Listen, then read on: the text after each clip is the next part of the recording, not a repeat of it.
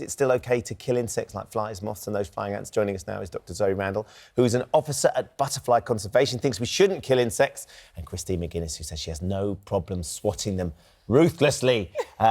She's desperate to swat the ones we've got here, aren't you? You don't even like being this close to them. I'm not OK with them at all. What's wrong with them? What have they ever done to you? Irritating. They attack me, so it is self-defence. I must say, if they're flying about in the garden and they don't come near me, that's fine. But if they come at me, especially at night, you know when you're chilling in your bedroom, you're trying to relax, and then suddenly your little lamp turns into a disco because there's a moth flying all over it, then that's got to go. I'm sorry, no, I'm not OK with that. So, well, rather than swat them, what you could do is you could basically just do what you would do with a spider, get a glass, slide a sheet of paper underneath and let them move. I think you need some exposure therapy. No, but basically, we really need insects. We need insects more than they need us.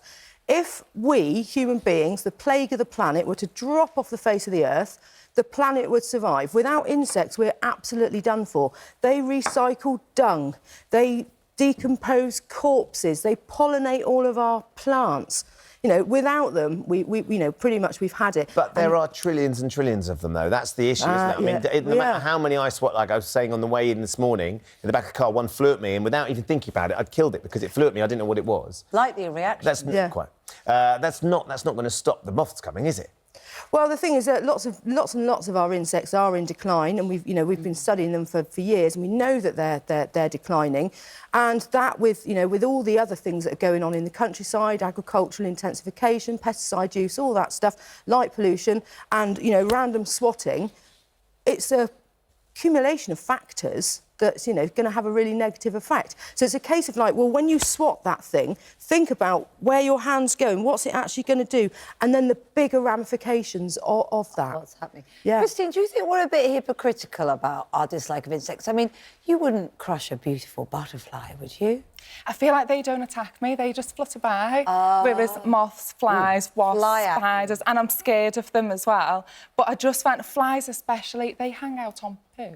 And then they come and sit on your food, or they come and sit on that. You must agree that is really unhygienic. Yeah, it's pretty gross. Yeah, it's pretty gross. But again, you can use like kitchen roll or something up to cover your food up, or just sit there and waft them away. That lovely moth that you've got there, the beautiful pink one. Can you explain? It's a Christmas really short. We won't open up, I promise. Oh, you see, you're not helping the problem. Explain a little bit about this. I've got a little camera here, so we can get a good look at it. Because don't swat that one. Would you swat one like that? So it's just to completely dispel the myth that moths are boring, grey, jumper-munching pests. That is no way is it dull. It's not boring. It's beautiful. It's massive. It's big and it's pink and green. It looks quite angry. It's an elephant hawk They are moth. angry. They are angry. They leave dust everywhere and they eat your clothes. No, see there again, you see, there's only 2 species of moth that eat your clothes, and they'll only infest your house if you don't tidy, if you don't clean in all the nooks and crannies enough and get all that pile of cashmere jumpers out and give them a shake out. Like moths are the worst because they're so big and it's at night. When you're trying to relax, they come straight for you. I feel like they come for you. Like it's self-defence if I kill it because it's attacked me first. One of the important things, I mean, you're a mum, obviously, Christine, so you've got kids and you want to make sure that they can grow up in an environment that is still healthy and green and natural and stuff.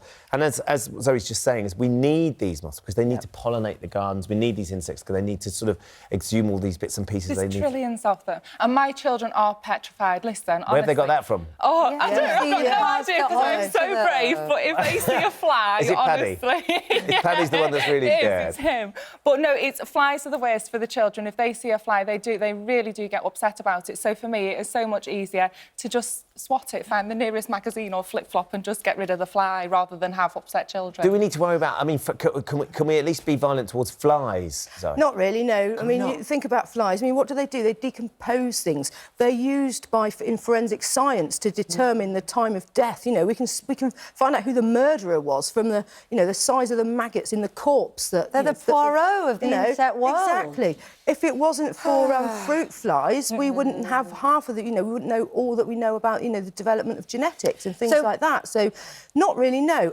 because everything's got its place. Everything fits together like cogs in a wheel. So how do we we live together then? We all want hopings for some sunshine over the school holidays and getting our barbecues out and all of that. How can we make sure we haven't got wasps in our face and flies on our food? Well, the wasps come along at the end of the summer because during the most of the summer, the wasps are busy feeding the grubs. Right. And in exchange for food, the grubs give them a nice little bit of sugary secretion. But obviously later on, the grubs get bigger and are turning into adult wasps. So they come for our sugar. So they're like, well, they're not getting their sugar hit, are they? So like then they're there's someone coming walking round. towards They're me. coming round the, they're coming round the barbecue or whatever. Well, just cover up your drink, so that the sugar, they can't smell the sugar because they want Wasps do sugars. come and sting you, that can hurt. And then some... Well, like my mum got bitten by a horsefly and she had to go to hospital because the reaction was so bad to it. So it would have been easy. But then to you've got stop people it. like me who get bitten by horseflies all the time and I don't react at all. And again, it's just different people react in different ways, and I think we just need to be mindful of what our individual actions are having On in the the bigger bigger, picture. on the What bigger you're in picture. harmony. What are the I'm not majority sure of the you've won Christine over, but viewers you've say? definitely given cause for It's interesting because people seem to have like different scales of acceptability about what they can and can't get rid of. Justine's got in touch. Moths are terrifying, but I don't kill them. I bravely managed to send a huge one on its way this morning. She's feeling rather proud of herself. Shannon, though, says, I admit to squashing moths. I'm not even a little bit guilty about it. They're like tiny little hitman that fly into your face when you least expect it. Like this morning She on said the it's website. always at night, so you can't see them coming as They do. well. They're stealth as well. Yeah, they do. They attack you. Look, if you can get them out safely, that's lovely. But otherwise, I'm sorry, I'm looking for a flip-flop.